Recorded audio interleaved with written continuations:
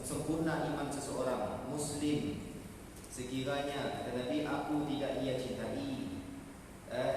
Sehingga sempurna iman seseorang Muslim sekiranya Nabi siknya cinta lebih daripada cintanya kepada dirinya, lebih daripada cintanya kepada dirinya, kepada ahli keluarganya, kepada anak-anaknya dan umat Islam semuanya. Maksudnya cinta kepada Nabi SAW adalah satu prioriti dalam kehidupan kita umat Islam. Dalam kehidupan umat Islam. Kerana ialah pada zaman Nabi dan para sahabat dulu mari, maka ada yang sanggup menggadaikan nyawa. Ada yang sanggup menggadaikan nyawa sidaknya demi untuk Nabi SAW teruskan dapat berdakwah kepada orang lain. Ada yang sanggup mati untuk Nabi SAW. Jadi hari itu bukan nak cerita kita tak sanggup mati apa segala macam lah. Tapi cukup sekadar kita tu menunjukkan rasa cinta kita kepada Nabi SAW dengan apa? Dengan sama-sama kita mengamalkan segala macam sunnah yang diajarkan, yang dituntut, yang dianjurkan oleh Nabi SAW kepada kita semua. Jadi mengamalkan sunnah juga adalah antara syiar Islam. Adalah syiar dalam agama, sunnah. Jadi contohnya seperti apa? Contohnya seperti apa? Syiar agama tu. Contoh syiar agama adalah seperti melaungkan azan. Jadi kita melaungkan azan adalah supaya apa? Kita menunjukkan syiar agama. Syiar apa? Syiar iaitulah alamat ataupun tanda ataupun lambang kepada Islam. Kalau kita si ada azan, maksudnya orang si tahu kalau di tempat yang ada masjid atau surau. Orang si tahu. Tapi dengan kita melakukan azan, maka orang tahu kalau sia ada surau. Surau apa? Lambang kepada agama Islam. Masjid lambang kepada agama Islam. Kita pun azan. Dan juga antara syiar agama juga iaitulah dengan melakukan solat berjamaah. Melakukan solat berjamaah adalah syiar agama. Jadi kalau kita melakukan solat berjamaah, orang nampak kalau Islam tu sebagai satu syiar, sebagai satu kaum yang berjamaah, nampak. Sehingga disebutkan kalau dalam hukum solat berjamaah atau kelak fardu kifayah, maksudnya harus ada dalam kalangan umat Islam di dalam satu kampung atau desa, mesti ada yang melakukan solat berjemaah. Kalau si berdosa, satu kampung atau satu desa tu, bila si ada dilakukan solat berjemaah, maka berdosa. Jadi hukumnya fardu kifayah. Mari kita cerita tentang syiar agama. Antaranya ialah dengan melakukan sunnah-sunnah Nabi SAW. Kemudian ada hadis Nabi SAW bahawa setiap umat Nabi kelak akan memasuki syurga melainkan mereka yang enggan. Para sahabat bertanya, wahai Rasulullah, siapakah yang enggan masuk ke syurga? Maka Nabi SAW menjawab, sesiapa yang taat kepadaku akan memasuki syurga, dan sesiapa yang mengingkariku berarti dia enggan masuk syurga. Siapa yang mengingkari Nabi, siapa yang taat pada Nabi dalam apa yang Nabi anjurkan, maka orang-orang tu lah kata Nabi di akhirat kelak nyasi mau masuk syurga. Maksudnya apa?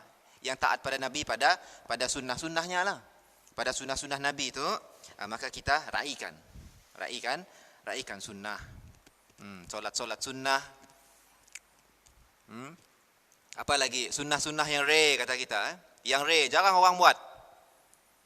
Bersiwak, menggunakan pakaian yang putih pada ketika solat, ataupun terlebih lagi pada hari Jumaat menggunakan penutup kepala, mengucapkan salam, bersedekah, senyum dan sebagainya. Macam-macam lagi perkara-perkara sunnah yang dituntut di dalam agama yang seni kalau sekiranya kita buat, maka insya-Allah kita kelak di akhirat akan digolongkan dalam kalangan orang-orang yang taat pada Nabi, dan orang-orang tu lah yang akan masuk kepada syurga Allah Subhanahu wa taala. Masuk ke syurga Allah Subhanahu wa taala. Semoga kita digolongkanlah dalam kalangan orang yang senantiasa amal sunnah.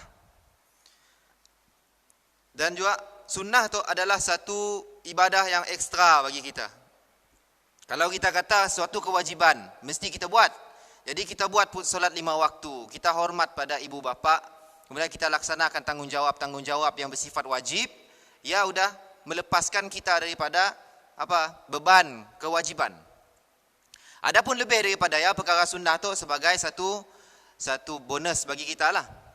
Sehingga disebutkan dalam definisi sunnah, siapa yang buat sunnah tu akan dapat pahala, kalau si buat makanya si dapat apa. Tetapi ada sebahagian mengatakan kalau sunnah tu jika kita buat kita dapat untung, tapi kalau kita si buat kita rugi. Sehingga datang pada hadis yang lain disebutkan silah. Tidaklah aku cinta akan seseorang hamba, kata Allah Ta'ala hadis qudsi, apabila si hamba tu tadi sudah melakukan sesuatu yang fardu, kemudian ditambah dengan yang sunnah-sunnah. Maksudnya apa? Allah akan jatuh cinta. Allah akan sayang pada hamba tu, Allah akan cinta pada hamba tu kalau sekiranya lepasnya mula fardunya buat yang sunnah-sunnah.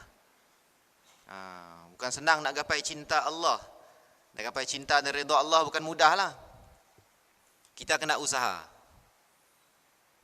Macam ni juga kalau kita sebut dalam macam-macam perkara, kita doakan kepada orang tu semoga murah rezeki, semoga apa lagi, semoga panjang umur dan sebagainya. Kita doa. Tetapi kalau kita si ada usaha, si dapat juga kita nak nama panjang umur tu. Kita tetap makan makanan yang si bagus. Banyak minum air gas contohnya tuan-tuan. Hari raya banyak minum air gas. Kemudian sebulan-bulan ni lah minum air gas, udahlah kesihatan kita tu. Tapi kita doa panjang umur. Tapi perbuatan kita macam si mau panjang umur. Jadi kita pun, jadi terbalik. Apa yang kita doa dengan apa yang kita ikhtiarkan berbeza. Maka tetap keputusannya kelak akan berbalik kepada apa yang kita buat. Macam ya juga dalam kita tu nak gapai cinta Allah, cinta Rasul. Kita, ya Allah, cintakanlah aku kepada Nabi SAW dan sebagainya. Kita doa, tetapi perbuatan kita si menampakkan cinta pada Nabi. Sunnah-sunnahnya kita tinggal. Segala apa yang Nabi anjurkan kita buat, kita tinggal. Jadi macam ni kita mau dapat cinta Nabi. Selawat pun kita si banyak. Sedangkan orang yang paling dekat kata Nabi denganku di akhirat adalah orang yang sering berselawat kepadaku. Selawat mudah tuan-tuan. Allahumma salli ala Muhammad wa ala ali Muhammad. Mudah. Tetapi ialah yang jarang sekali kita buat. Jadi biarlah kita pun doa tadi, doa yang kita mohon setiap hari itu biar selaras, sejalan dengan apa amal yang kita buat. Amal yang kita buat. Kita mohon pada Allah taubat, maka kita banyak istighfar. Kita mohon taubat pada Allah tapi buat juga segala perkara yang buruk. Si jalan. Perlu dengan usaha, perlu dengan usaha kita. Jadi sebagai mukadimah insya-Allah, jemaah yang dirahmati Allah Subhanahu wa taala, insya-Allah pada malam tu kita lanjutkan dalam perbahasan tentang rukun wudu. Tentang rukun wudu. Kita selesai alhamdulillah bab niat dan bab muka insya-Allah selesai. Baik. Jadi kita hari tu kita mau rangkum habislah fardu wudu tu sebelum kita masuk kepada sunnah-sunnah wudu. Baik. Jadi yang pertama rukun wudu iaitulah niat, kemudian rukun wudu ia adalah membasuh muka. Jadi kita ulang balik sikit, membasuh muka. Pertama niat adalah apa? Qasdul syai' muqtarinan bil fi'li, iaitulah kita memaksudkan sesuatu bersamaan dengan perbuatan ibadah. Maksudnya bila kita mau mula wudu, kita sudah mau basuh muka, pada ketika ya dalam hati kita terdetik niat untuk berwudu. Ya nama niat. Bukan sebelum daripada basuh muka. Bila kita nadah air, nawaitul wudu lillahi ta'ala, kemudian kita pun basuh muka. Tanpa dalam hati kita ada terdetik si jadi. Nya mesti dengan lafaz nawaitul wudu lillahi ta'ala. Bila kita mau cuci muka, terdetik dalam hati niat untuk wudu. Sahaja aku wudu kerana Allah Ta'ala sambil basuh muka. Ya barulah namanya niat. Qasdu syai', bertujuan untuk buat sesuatu bersamaan dengan perbuatan wudu. Mesti bersamaan. Niat selesai. Kemudian membasuh muka. Membasuh muka tu jelas. Jadi muka kita adalah apa yang daripada tempat tumbuhnya rambut sehingga ke penghujung janggut. Kemudian telinga ke telinga. Jadi setiap daripada bahagian muka tu wajib kita basuh. Wajib kita basuh. Adapun bulu-bulu yang ada di muka tu semua perlu kita gosok-gosok supaya masuk air ke kulit. Jadi kita sebutkan kalau ada orang yang make up, ada orang-orang yang make up, pastikan make up dicuci dulu. Jangannya bila make up dah tebal di muka, kemudiannya pun mula basuhan wudunya. Basuhan yang sah yang pertama. Basuhan yang pertama adalah basuhan mencuci ataupun menghilangkan bekas-bekas di muka. Jadi kena ada cuci dulu. Cuci dulu muka kita, buang segala macam perkara yang menghalang air masuk kulit. Barulah kemudian kita mula wudu. Dan alhamdulillah, kerana juga disunnahkan dalam wudu tu basuhan 3 kali. Apabila basuhan 3 kali, alhamdulillah, kita pun dah patih basuhan 3 kali. Sedangkan basuhan 3 kali itu bukan wajib. Yang wajibnya adalah basuhan yang pertama. Basuhan yang kedua, ketiga ya sunnah. Baik, kita cerita macam ni keadaan sunnah untuk menyelamatkan diri kita. Contohnya kita tu bermakeup. Jadi bila kita membasuh dengan basuhan pertama, maka belum dikira wudu. Kerenanya masih dikira membersihkan muka. Basuh basuhan kedua, hilang dikit-dikit makeup lagi. Alhamdulillah. Kemudian udah semua hilang makeup pada basuhan kedua, kita pun basuh kali ketiga. Basuh kali ketiga ya baru namanya wudu. Baru namanya wudu. Ya alhamdulillah kalau kita amal sunnah lah 3 kali basuhan. Ada yang amal sekali 2 kali aja. Bermakeup mukanya, udah. Belum tentu yang pun basuhan muka tadi ya sah, belum tentu. Kena ya disunnahkan kelak dalam bab sunnah-sunnah wudu perlu membersihkan dulu muka ya. Biar mulai dari basuhan pertama udah sah. Bila udah sah, lepas. Saya dah hutang lagi. Adapun basuhan kedua, ketiga kita dapat sunnah. Dapat pahala basuhan sunnah. Macam ya. Jadi kena hati-hatilah. Nak hati-hati kita kalau bab-bab perkara yang menghalang air kulit. Orang yang bekerja mengecat rumah ke, mengecat bangunan, kalau ada kena cat minyak juga lagi, kena di muka yang bukan senang mau hilang. Jadi pastikan kita buang semua bekas-bekas cat. Tangan kita yang wajib kena air tu perlu kita buang. Kaki kita yang wajib kena air dan sebagainya. Apalagi tempat-tempat yang susah mau kita nangga. Contohnya bawah tapak kaki. Dekat tapak kaki. Tiba-tiba depan tapak kaki kita ada cat. Tanpa kita sedar. Kita ambil wuduk, nangga atas bersih. Tapi bawah tapak kaki kita ada cat. Kita sedar. Kita mbak solat. Udah, solat kita sisa. Kerana si masuk kaki tadi. Siksa wuduk kita, siksa solat kita. Jadi kena pastikan apalah tengah-tengah jari kita, apa semua di bahagian belakang siku kita. Ada soalan pasal cat tadi ya. Di Sanadin. Macam ni Ustaz kalau kita solat jemaah melihat kepada imam, yang enggak kaki imam ada cat.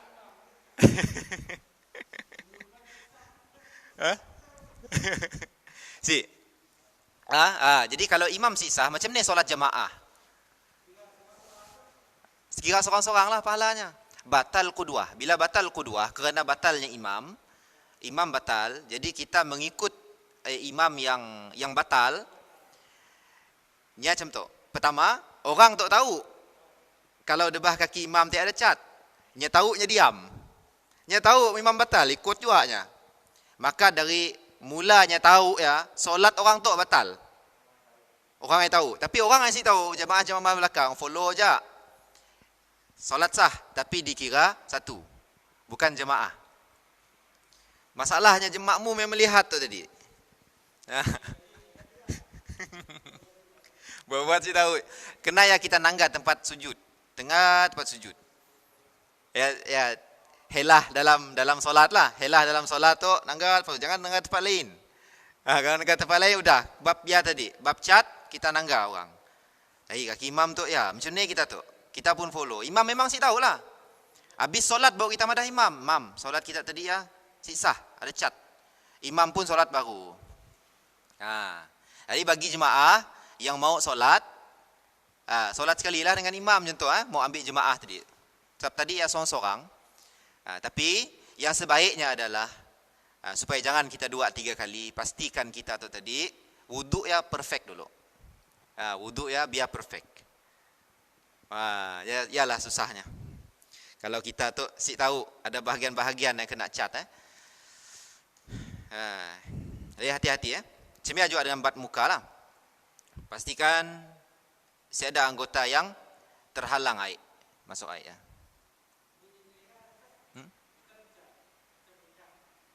Minyak.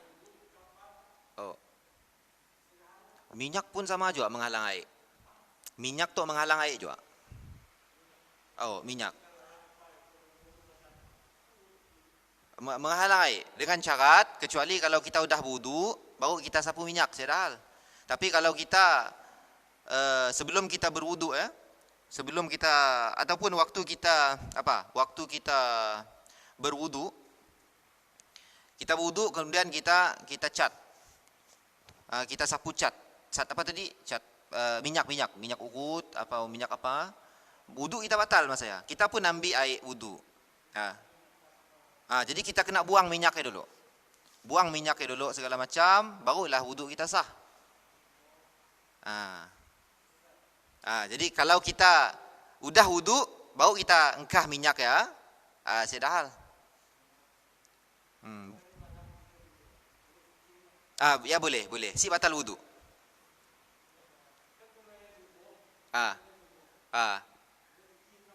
Kena cuci benar-benar. Kita engkah minyak sak panas rasa kita.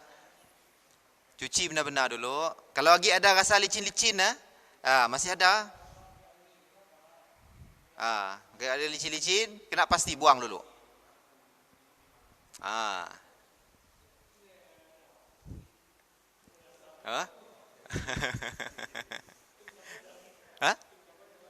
Ni? Kertas karbon biru. Okey, kita pastikan bersih lah. Pastikan bersih.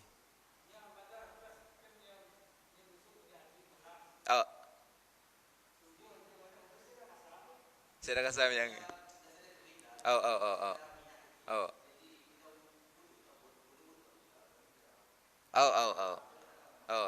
nya senang aja kalau minyak masa tidur tu. Yang penting waktu kita wuduk kita bersih dulu. Apalah sehingga kita datang yakin dalam diri kita minyak ya ataupun apa semua segala macam jenis minyak tu dia hilang daripada kulit. Insya-Allah sah wuduk kita. Cuci lagi. Si yakin cuci lagi. Biar sampai datang yakin. Asal yakin. Tapi tetaplah yakin tu akan kalah. Yakin tu dia si akan kalah dengan syak. Ada rasa si. Tapi kalau kita dah yakinlah ya. Tapi yakin tu boleh kalah juga. Yakin tu boleh kalah dengan dalil. Bila nangga, benar ada cat tadi. Benar ada minyak situ. Kita rasa licin. Bila dah ada dalil macam ya, kalah juga yakin.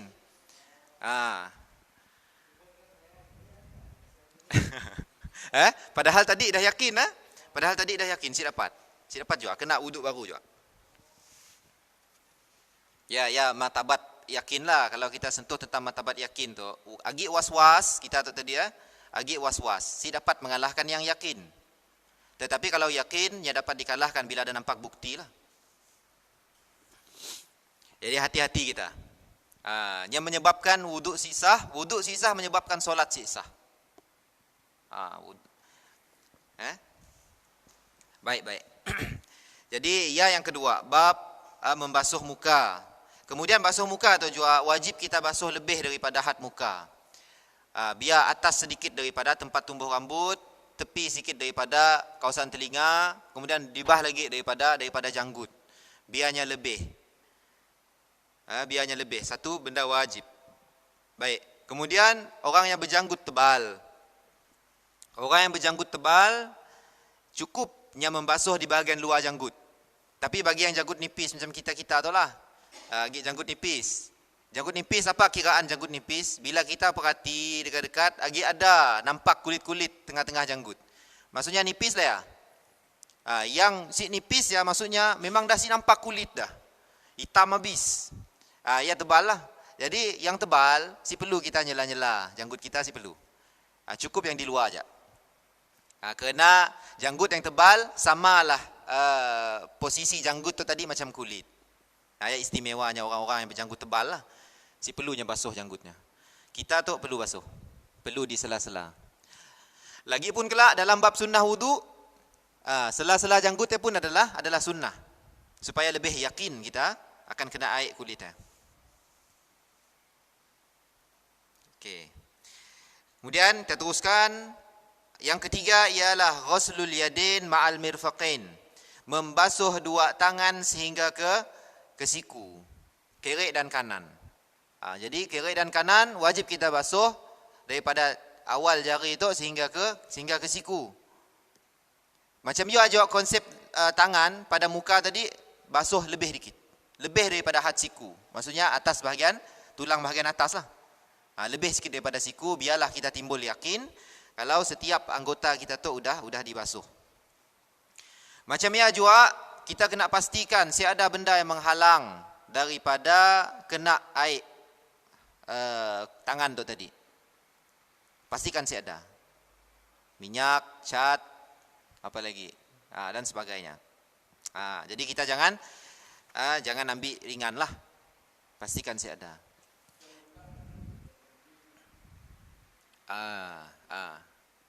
Okey. Jadi macam ni kalau luka. Ya, kita kejap Apanya? Minyak M.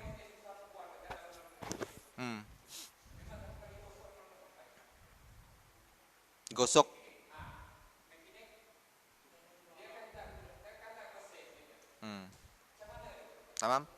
Tamam. Ahsan. Okey, ada dua soalan bertimpak tu. Betul. Sekejap kita jawab soalan yang pertama. Berkenaan luka. Kita luka, lalu luka kita dibalut. Kalau kita luka yang kena air, ceritanya tadi. Kalau luka yang kena air, saya dah jadi masalah. Maksudnya saya dah timbul mudarat. Si bernanah, si menyebabkan infection. Boleh kena air, sila kena air. Walaupun pedih, kena je air. Tetapi kalau nya buat mudarat pada luka ya, timbul nanah kelak, mula infection ke apa. Jadi di situ kelak kita perlu balut dan si boleh kena air. Kalau kita basuh pakai air juga zalim kita. Kerana menyebabkan mudarat. Jadi menyebabkan mudarat kita si boleh buat. Maksudnya si boleh kena air. Jangan paksa kena air lah. Baik, macam ni kalau si kena air anggota wudu. Bila anggota wudu si kena air, maka kita perlu kepada ilmu tentang tayamum. Kita perlu kepada tayamum. Maksudnya, baik, kita cerita tentang tayamum. Tayamum tu apa? Pengganti wudu. Apabila wudu ada yang si kena air, wudu air ada yang si kena kepada kulit, kita basuh mana yang mampu kena. Basuh je mana yang mampu kena. Contohnya luka di hujung jari kelingking lah. Jari kelingking tu yang kena balut. Jadi kita simuk kena air. Basuh apa yang kena dulu. Lepas basuh muka, kita pun basuh bahagian 4 jari sampai ke siku. Si kena tempat yang balut lah. Kemudian basuh tangan kiri, basuh kepala, basuh kaki dalam keadaan tertib. Baik, selesai daripada wudu, kita belum sempurna bahagian tangan tu tadi. Jari kelingking belum kena air, maka kita perlu pada tayamum. Tayamum tu macam ni. Tayamum tu ialah kita mengambil pasir ataupun debu. Kemudian kita bertayamum dengan cukup rukun-rukun tayamum. Jadi macam ni rukun tayamum tuan-tuan. Rukun tayamum iaitulah satu muka. Yang kedua tangan sehingga ke siku. Ya ajak. Dua tu adalah rukun tayamum. Rukun maksud apa? Wajib buat. Walaupun jari tu tadi kena jari kelingking aja yang si kena air. Rukun tetap kita buat rukun tayamum. Kita ambil caranya, kita dah bentang pasir, kita ambil, kemudian kita buang sikit, nipiskan debu ya tempat lain. Contohlah kata ulama, macam ni. Kita buangkan sikit pasir ya. Jangan kah sitok.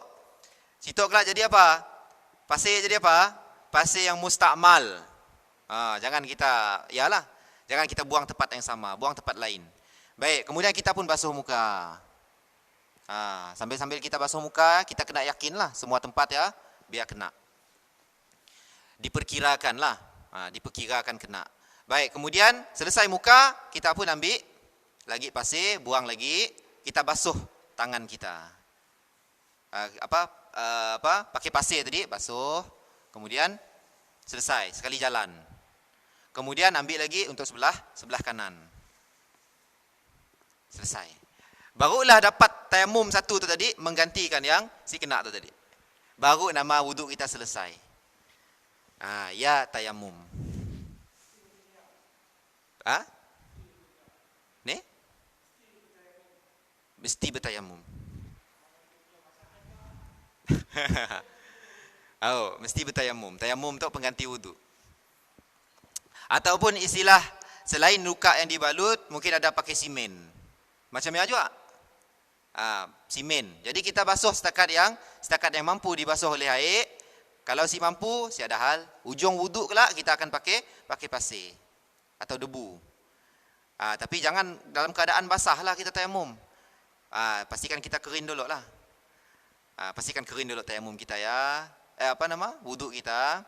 Baru kita kemudian tayamum. Tapi kalau mau dalam keadaan basah sekalipun, saya dah jadi masalah lah. Yang penting tayamum. Tayamum tu semestinya kita kita nangga semua tangan kita untuk berpasir kita dikira-kirakan ikut keyakinan kita dah gosok semua anggota tu tadi kena pada pasir. Sudah. Perlu memberatkan dalam urusan macam tu. Ada orang kelak tanya, macam ni kalau kita mau pastikan ada kena pasir tangan kita. Bukan macam wuduk lah, bukan kedai air pasir tu. Kalau kita mau anggap pasir tu kedai air, susah kita. Pasir halus, debu. Debu tu lebih ringan lagi. Kenapa? Kerana debu tu ada di hamparan setiap benda. Tapi kalau kita ada pasir tayamum yang khusus ya, pasir halus ya, ada jual? Ada. Ada jual? Ada kaedah lain yang kita sebutkan untuk mazhab Syafi'i. Ada mazhab yang lebih mudah, nya cukup melalukan air atas anggota yang luka tu tadi. Maksudnya dah dibalut, basuh sikit atas bahagian balut, sudah cukup syarat. Ya kalau dalam mazhab lain. Tapi kerana kita berpegang pada mazhab Syafi'i, kita kena berpegang dengan mazhab Syafi'i lah. Jadi kena ya orang sebut, kalau dalam mazhab Syafi'i, orang yang luka aja tahu macam ni sengsara aja nak berwuduk. Cuma jangan kita kata mazhab Syafi'i untuk menyusahkan, jangan. Ya macam ni lah nya. Mazhab Syafi'i ngajar kita wuduk kalau si sempurna kena pakai tayamum. Mazhab lain ada si perlu tayamum. Macam tangan bersimen lah. Tangan bersimen kita lalu aja air atas simen ya udah. Si perlu tayamum. Boleh. Si ada pasir, si ada debu dan sebagainya.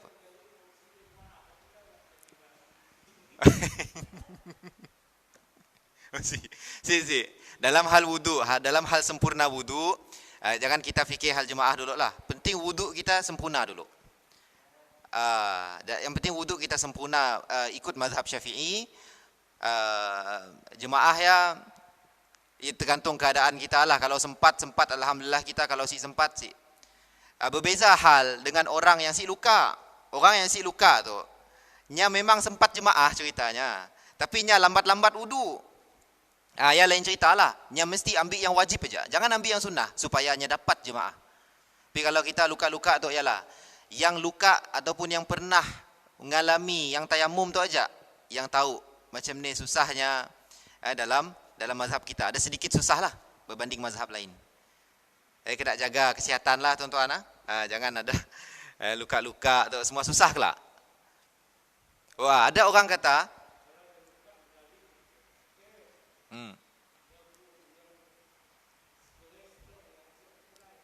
sakitnya. Betul.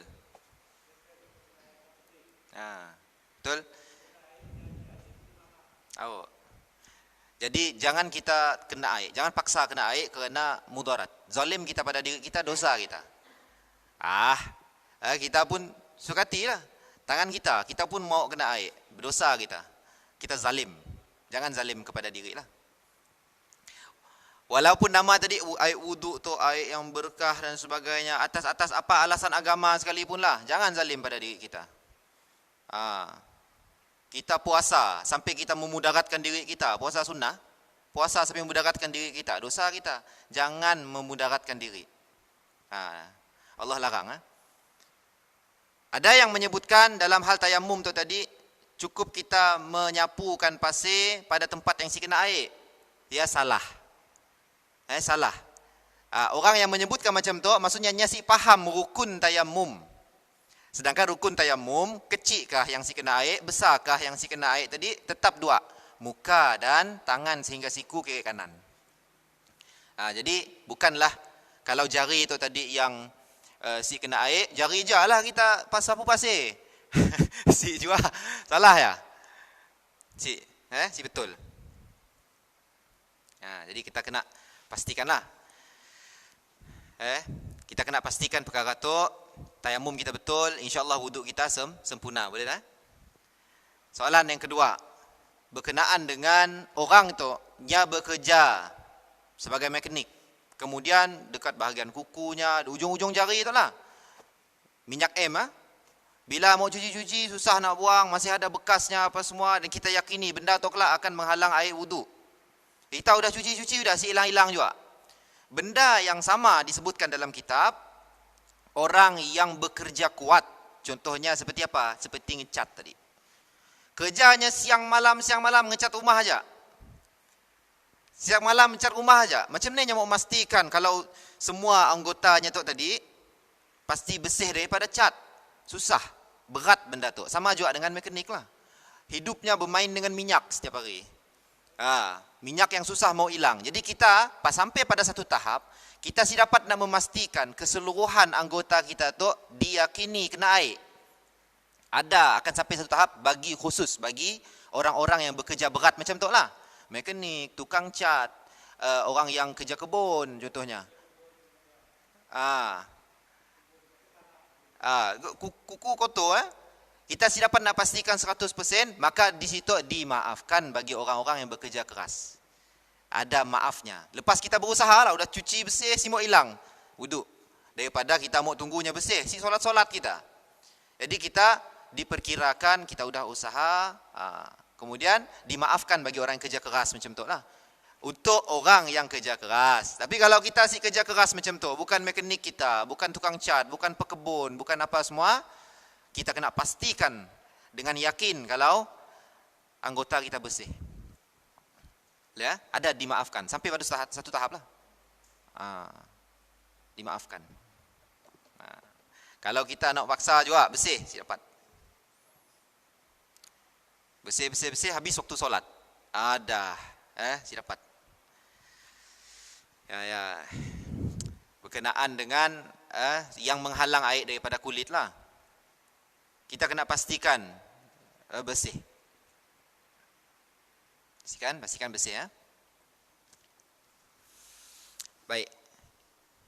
Jadi ya ghuslul yadain, cuci dua tangan sehingga ke siku. Seterusnya yang keempat, mencuci sebahagian daripada basyaratir ra'si au sya'rihi, sebahagian daripada kepala atau rambut kepala. Sebahagian daripada kepala atau rambutnya. Maka fayakfi walau ba'da sya'rah. Okey. Jadi katanya cukup kalau kita basuh sebahagian kepala tu walaupun sedikit. Maksudnya apa? Jangan perlu basuh semua rambut. Sikit rambut jadi dah. Cuma basuh dalam bab pula basuh semua rambut tu keseluruhan kepala dalam bab sunnah wudu. Jadi kenaya kalau kita nangga ada sebahagian orang dalam mazhab Syafi'i ataupun di luar mazhab Syafi'i, selain Syafi'i, ada yang basuh semua kepala. Dia ambil tangannya kemudian dia basuh dari depan ke belakang. Jadi ya adalah sunnah sebenarnya dalam Syafi'i, ya sunnah. Malah dalam mazhab Syafi'i disunnahkan lagi bila basuh kepala ke belakang, ke depan lagi. Macam ni. Ke belakang cuci, dibalitkan ke depan lagi. Ya sunnahnya. Yang mak tu kita tahu basuh sikit saja. Tapi rupanya keseluruhan kepala. Jadi macam ni orang yang saya ada rambut. Selesai. Hanya ada apa? Basyaratir ra's, kulit kepala ataupun rambut. Maksudnya orang yang saya ada rambut jangan sedih-sedih. Jangan sedih-sedih lah. Cukup. Allahu Akbar. Rambut pesu lah. Not main cucuk lah. Main jahit. Ya Allah. Baik. Jadi kalau rambut pesu, selagi ni kena kulit, sah wuduknya. Sah wuduknya. Yang penting kena kulit. Saya rasa yang saya nanggap dalam video lah, yang mula rambut palsu ya, ataupun menanam rambut ya. Yang menanam rambut hanya lah setiap kulit ya, ada jedanya. Ada jaraknya ya. Yang dikira sah lah dalam membasuh kepala atau rambut tadi.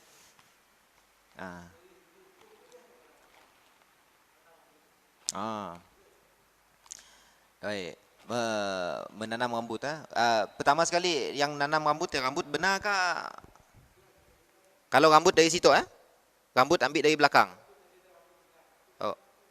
Yang saya faham, kalau orang yang rambut macam ya, biasanya biasa ambil rambut kita yang belah belakang, diambilnya tanam bahagian depan. Ya, yang saya faham lah. Jadi kalau macam ya, bergantung kelak macam ni niat orang yang ingin melakukan pembedahan tu lah. Kalau sampai menzalimi dirinya, menyebabkan kelak zalim, kalaunya proses juga benda tu menyebabkan mudarat baginya, maka haram hukumnya. Tapi kalau untuknya, contohnya macam apa? Si wanita contohnya, supaya dia nampak sempurna di mata suami, maka ya dapat pahalanya buat ya. Nangga niatnya, kosotnya lah. Kosotnya. Kalau saya ada apa-apa yang mengubah, kalau ada rambut atau saya ada rambut, saya dah timbul masalah, rasanya sih perlulah. Kena benda yang mahal saya dengar. Buang duit. Kalau saya ada apa-apa tujuan yang mendesak, baik tinggalkanlah. Biasanya sampai berpuluh ribu saya dengar buat ya.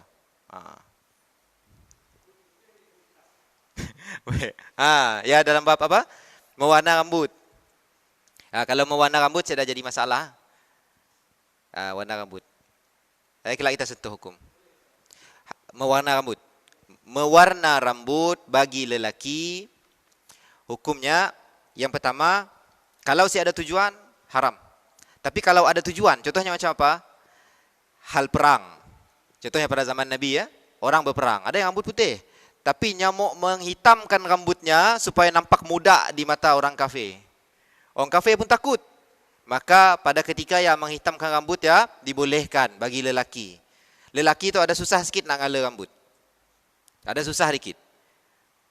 Bagi perempuan, mudah. Perempuan dengan syaratnya pola tadi ya didasari atas tujuan untuk menggembirakan suami yang halal baginya. Boleh. Tapi kalau saya ada tujuan, jangan.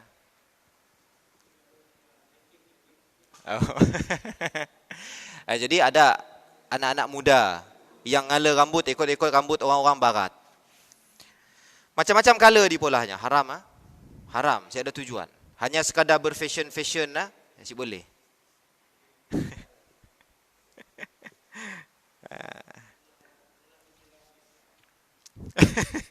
Ya haram hukumnya.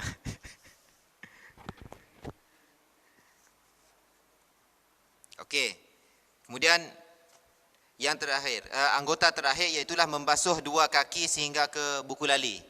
Selesai. Sama juga konsepnya dengan tangan juga lah. Pastikan kita basuh lebih daripada had buku lali. Kemudian pastikan ada benda yang menghalang air daripada masuk kulit. Sama konsepnya. Kaki. Kemudian yang terakhir tertib. Baik. Macam ni orang yang ada tangan, orang yang ada kaki. Macam ni kita tu nak deal dengan masalah macam tu. Sedangkan dalam ayat Quran menyebutkan yadain ma'al mirfaqain, tangan sehingga ke siku. Orang tu Saya ada siku, nang tangannya saya ada, bahu je ada. Macam ni kita mau aplikasi firman Allah tu tadi. Maka kata ulama, cukup kita basuh bahagian yang ada. Kalau ada bahu, basuh dikit bahu jadi. Tapi kalau kaki, saya ada sampai buku lali, nang paha aja tinggal. Tedah kawan paha aja tinggal, maka kita basuh dikit bahagian paha tu, udah cukup. Kena saya ada kaki, macam ni nak buat? Sentuh air aja jadi. Cukup syarat kita kata apa tadi? Basuh bahagian kaki lah. Sekedarnya. Jadi yang saya ada kaki, saya ada tangan, jangan sedia-sedia. Ada juga syariat, ada jalan untuk kita wudu. Kaki basuh. Si perlu. Original. Kaki yang original yang dibasuh kita. Aiwa, susuk muka. Susuk tu dosa. Berdosa. Kemudian dalam bab wudu saya dah jadi masalah. Masih kena pada kulit lah. Jangan bersusuk jangan bersusuk. Hidung yang pemek kata orang. Hidung yang pemek bila masuk susuk jadi tajam. Lalu kita seolah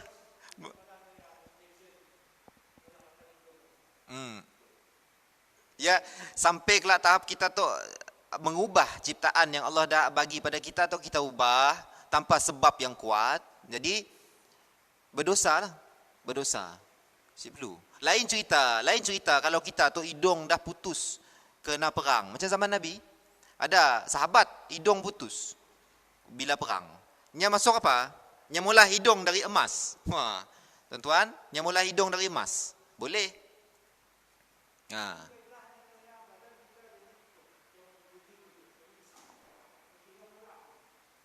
Bodybuilder.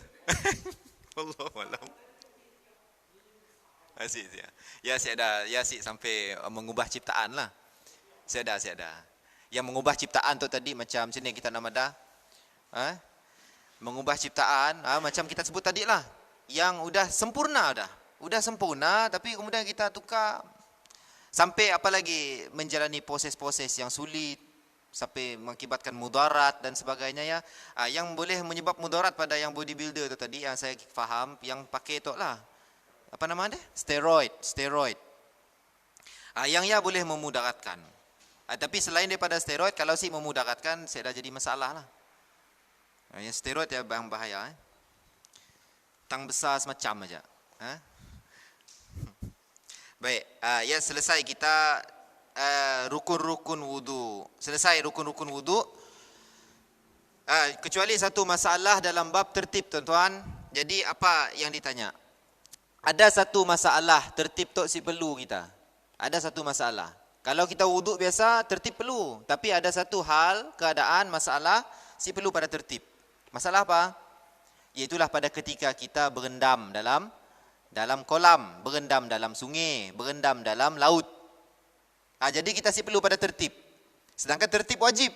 Tetapi dalam masalah macam tu, si perlu pada tertib. Cukup kita niat wudu, kita terjun.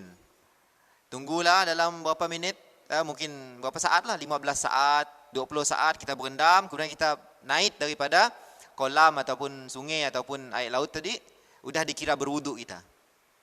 Si perlu kita satu-satu dalam air ya, si perlu kita basuh muka apa semua si perlu. Cukup kita masuk terjun, dah selesai.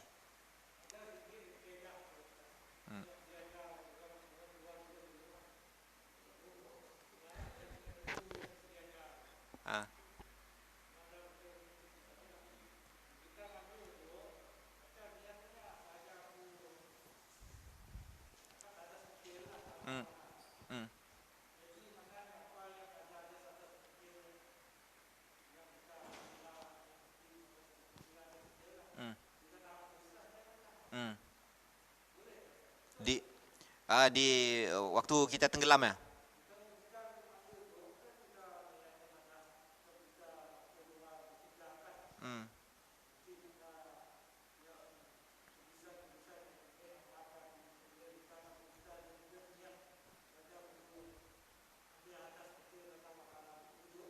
Oh,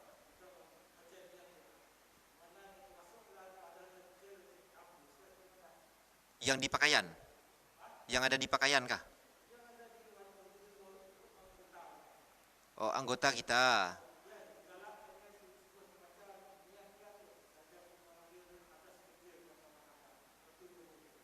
Oh, oh, baik. Ya waktu wuduk biasa lah. Wuduk biasa, baik. Jadi waktu wuduk biasa, untuk permasalahan niat sebenarnya. Permasalahan niat. Sama ada kita niat wuduk atau niat mengangkat hadas kecil.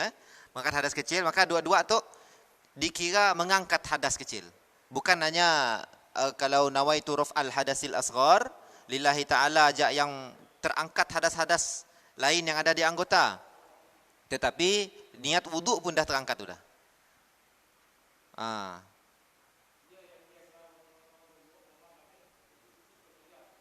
Ah. Oh. Paling bagus lah. Paling bagus. Oh. Ya boleh. Dalam masalah niat wuduk ada tiga niat lah yang diajar. Pertama, nawaitul wuduk lillahi ta'ala. Yang kedua, nawaitu raf'al hadatsil asghar lillahi ta'ala. Sahaja angkat hadas kecil kerana Allah Ta'ala. Ataupun nawaitu taharah lis solah. Sahaja aku bersuci untuk solat lillahi ta'ala pun boleh. Sempurna wuduk maka terangkatlah hadas kecil. Ya yang apa dalam bab fardu wuduk. Kalau ada apa-apa masalah, iskal yang ingin ditanya, fadal, masykur.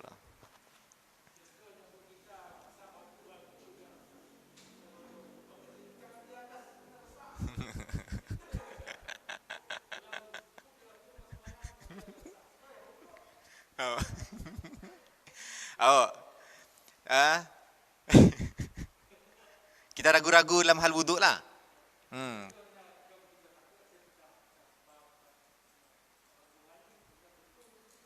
Oh, bersih terus, alang-alang mandi terus. Hadas besar. Oh, jadi kalau kita berniat hadas besar, maka terangkat hadas kecil. Cuma dengan syarat lah, jangan sela-sela kita hadas besar tadi, mandi hadas besar ya, kita pola sesuatu yang membatalkan wuduk. Barulah terangkat hadas kecil lah. Maksudnya hadas besar selesai, hadas kecil pun selesai dengan niat hadas besar. Kerana niat hadas besar akan sempurna tadi mandi kita, buang semua yang menghalang air, sempurna, maka terangkat juga hadas kecil. Si perlu berwuduk dah. Boleh, boleh. boleh. Boleh kalau kita rasa ya selesa lah. Cuma yang saya nanggap masalah ragu-ragu tu biasanya ada jalan penyelesaiannya. Ragu-ragu tu. Ragu-ragu ada jalan penyelesaian. Kita sih perlu bingung sebenarnya. Kalau dalam masalah tadi dah jelas lah. Benda yang menghalang air daripada kulit tu dah jelas. Tetapi masalah ragu-ragu tu dalam hati. Jadi was-was kita tu udah basuh si basuh. Apa semua macam-macam lah was-was. Jadi obatnya ialah kalau kita tu tadi rasa wuduk kita batal. Wuduk kita batal, pastikan kita terus batalkan wuduk kita. Si perlu ragu-ragu dah, masih ada wuduk kah? Masih ada wuduk. Ataupun kita udah basuh 4, 5, 6 kali, masih ragu-ragu. Udah buang ragu-ragu ya, yakin kalau ya udah dibasuh. Sungguhnya was-was tu penyakit yang berbahaya. Penyakit yang berbahaya. Syaitan yang senantiasa mengelilingi hati kita dengan bisikan-bisikan supaya kita tu boleh jadi kelak membazir. Boleh jadi kelak kita sampai melambat-lambatkan solat kerana kita nak wuduk kita sempurna gila lah tak. Padahal membazir. Bahaya. Jadi hati kita tu kena istiqamah. Kena mustaqim lah. Mustaqim, lurus, buang yang nama was-was. Buang nama was-was. Timbul sikit rasa syak. Timbul sikit rasa syak atau ragu-ragu, nyasi dapat mengalahkan yang yakin. Kita dah yakin tadi basuh tangan, tiba-tiba syak lagi. Jangan lalik. Kerana syak si boleh mengalahkan yang yakin. Dia kata ulama lah. Si dapat yang ngalah yang yakin. Kecuali ada bukti tadi. Kita sebut tadi lah. Lepas kita masuk suruh, ada cat di tangan. Udah. Wuduk baru. Ya ajak kaedahnya lah. Supaya kita tak selamat daripada masalah ragu-ragu.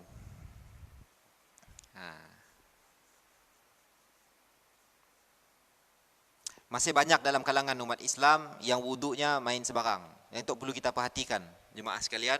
Ada yang main sorong aja tangannya ke paip. Tanpanya melihat benda tadi kena semua tangannya. Kaki cemia juga. Depan pusing dikit, naik. Belah kiri. Depan pusing dikit, terus naik. Suruh sembayang. Sangat mengambil ringan hal wudu. Sedangkan kita dah cerita, orang-orang yang sempurnakan wudu, orang-orang yang senantiasa memperbaiki wudu, toklah tadi yang dapat fadilat, keutamaan di akhirat.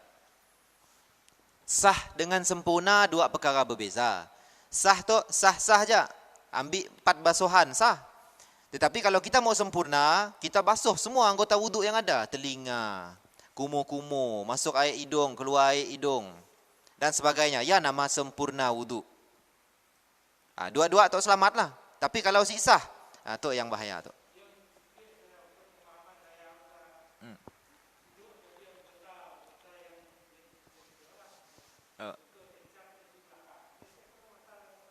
Oh, si.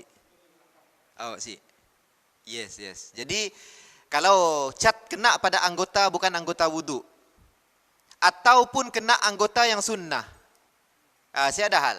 Contoh di belakang badan kita ada cat. Adakah wudu kita sah? Wudu kita sah. Kerana anggota rukun, muka, tangan, kaki tu je yang perlu clear daripada barang-barang yang menghalang air masuk. Tapi kalau lagi di paha contohnya, paha ada cat, atau di balut luka, belakang ada cat, atau minyak, saya dah jadi masalah.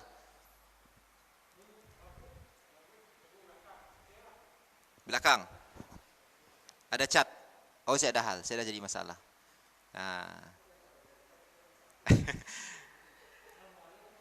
Kemudian hatta kepada perkara yang sunnah, contohnya telinga.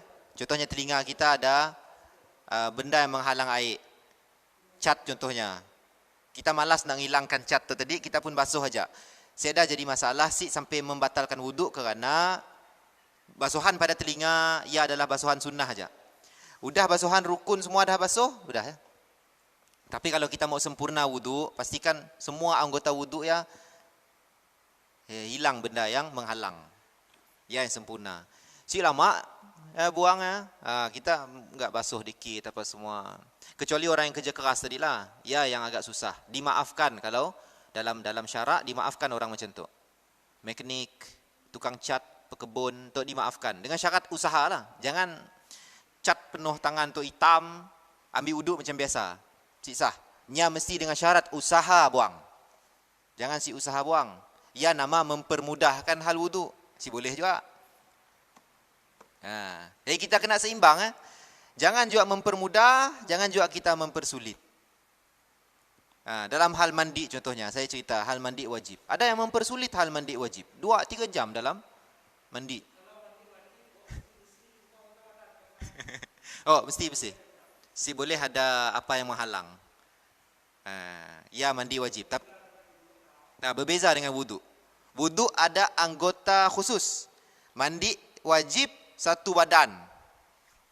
Ya nama wudu anggota khusus. Ada anggota khususnya 4 tu tadi. Muka, tangan, kepala dan kaki. Tapi kalau mandi wajib satu badan.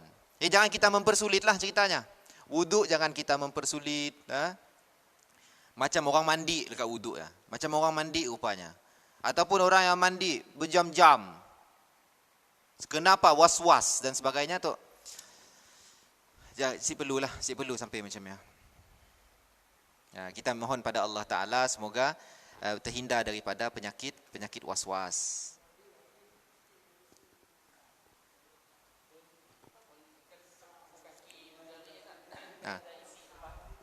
Kuku. Oh.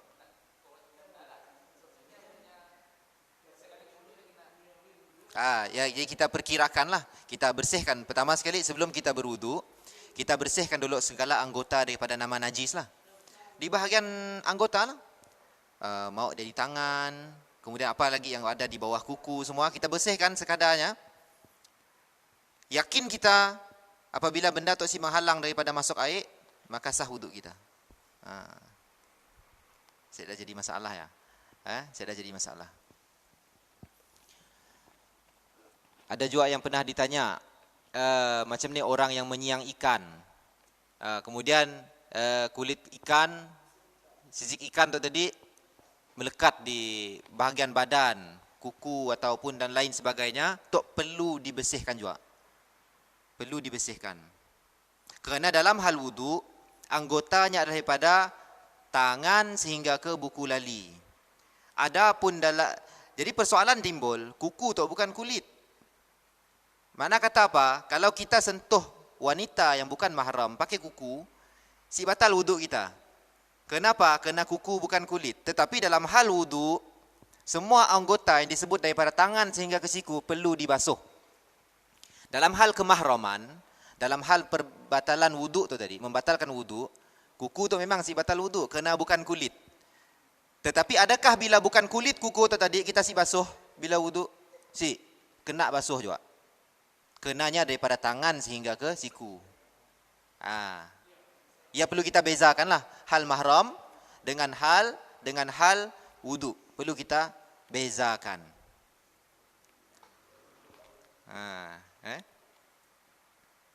Ataupun rambut. Rambut pun bukan sebahagian daripada kulit. Kalau kita sentuh rambut yang bukan mahram, si batal wudu. Tetapi adakah kita si membasuh rambut pada ketika kita berwudu? Basuh.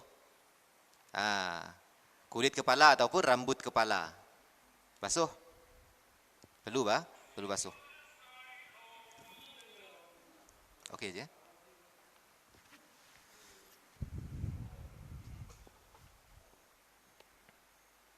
InsyaAllah kelak kita akan masuk dalam bab sunnah-sunnah. Pada minggu depan kita akan masuk sunnah-sunnah dan beberapa adab-adab pada ketika kita berwudu. InsyaAllah ta'ala. Okey ya? Baik. Di jemaah yang dirahmati Allah Subhanahu wa taala, kita setakat diajak untuk malam tu kita doakan semoga Allah taala jadikan kita dalam kalangan hamba-hambanya yang senantiasa memperbaiki wudu, senantiasa memperbaiki wudunya lah, supaya kita tu dapat kelak akan dapat kelebihan dan keutamaan wudu di hari-hari akhirat. Iaitulah apa? Orang-orang yang sempurna wudu, maka di hari akhirat kelak akan bercahaya anggota-anggota wudunya. Dan juga akan diampunkan dosanya, kemudian diangkat derajatnya menjadi orang-orang yang mukmin. Orang-orang yang mukmin. Baik. Amin amin Allahumma amin. Sekian wabillahi taufik wal hidayah. Wassalamualaikum warahmatullahi taala wabarakatuh.